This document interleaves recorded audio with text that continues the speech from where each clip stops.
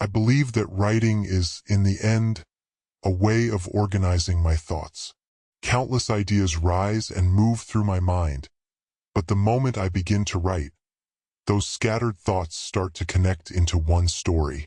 Recently, while watching Steven's film Disclosure Day, I found myself thinking about many things. In the film, the character played by Emily Blunt experiences signals sent by extraterrestrials, and afterward gains the ability to deeply understand and empathize with people's hearts. By contrast, the character played by Josh O'Connor has lived since childhood with an extraordinary intellectual ability. In the end, both of them are led, through their own gifts, toward the fate of encountering extraterrestrial beings. Rather than showing an ending where everything is completely resolved, the film closes with the lingering sense that a greater story is only just beginning. As I watched the film, one question came to mind. If humanity were to survive for another 10,000 years, could human intelligence and consciousness develop to a level far beyond anything we can compare with today?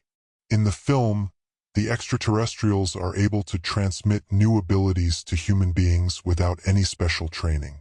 Human beings, however, are different.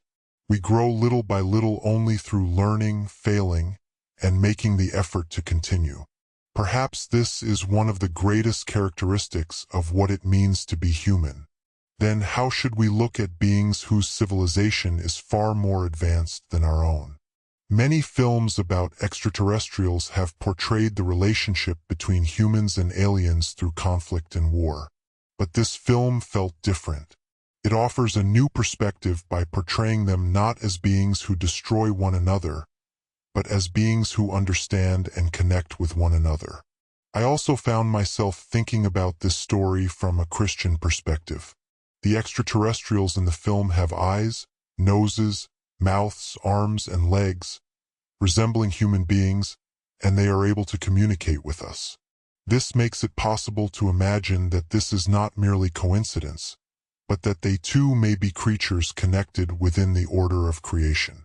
The book of Genesis says that God created the world according to order.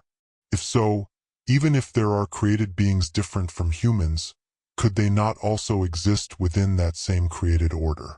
Of course, this is only a personal thought that came to me while watching the film. But a good film does not simply give answers. It gives us new questions. For me, Disclosure Day was not merely a film about the existence of extraterrestrials. It was a film that made me think about creation, humanity, and how we should look at worlds we do not yet understand.